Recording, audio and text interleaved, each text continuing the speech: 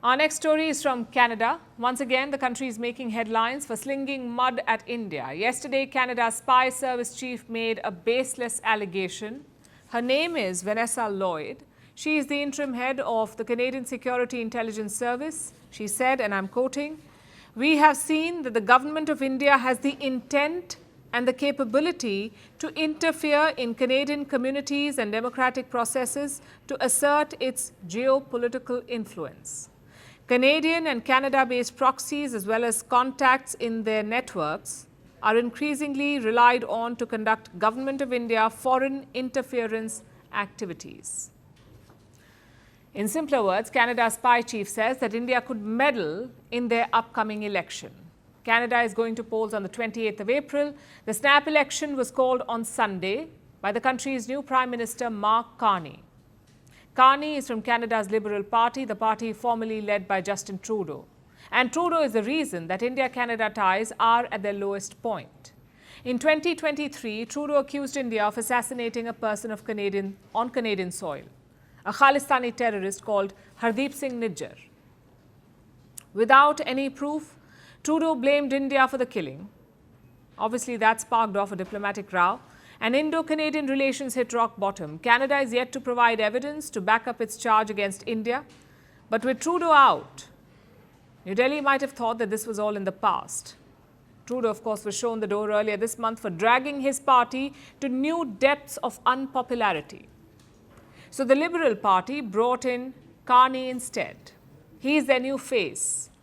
The 60-year-old former central banker is hoping to revive the party's fortunes. And he's been trying to distance himself from the mess that Trudeau left behind, even going so far as to reverse their stance on India. Carney said that he intends, and I'm quoting, he intends to rebuild ties with India. So New Delhi decided to wait and watch, only to see this, more baseless allegations.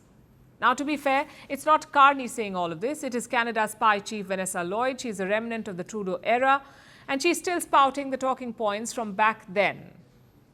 She made a speech yesterday and attempted to lump India together with Canada's adversaries, countries like China and Russia. Lloyd said that China, and I'm quoting, China is highly likely to use AI-enabled tools to attempt to interfere with Canada's democratic process in this current election. She also had this to say about Russia. Russia has worked to create dissemination networks across social media and news websites that promote Kremlin talking points. It is possible that Russia will use these online networks to carry out foreign information manipulation and interference operations targeting Canadians. There was one more potential meddler in Lloyd's list, and that was Pakistan. She said that Islamabad could interfere in the Canadian elections to counter India's growing global influence. The rest of Lloyd's list makes sense. Western nations have always been wary about China and Russia, often with good reason. And as for Pakistan, it is not surprising that they would want to undermine India in whatever way possible. But then to add India to this rogue gallery, that is ridiculous. It is right out of the Trudeau playbook, a desperate ploy to cobble together some Khalistani votes. Again, Lloyd is a Trudeau-era official. This was their default setting for years, but now Carney is in charge.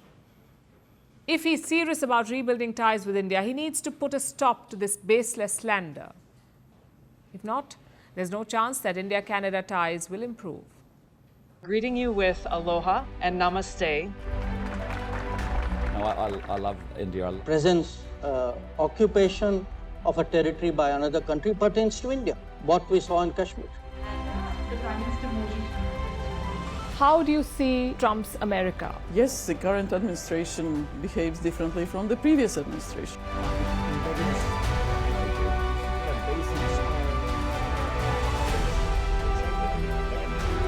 Are you saying that there are foreign powers who are trying to bring down the current government in Syria? Exactly. Bluntly, Iran, maybe Russia too.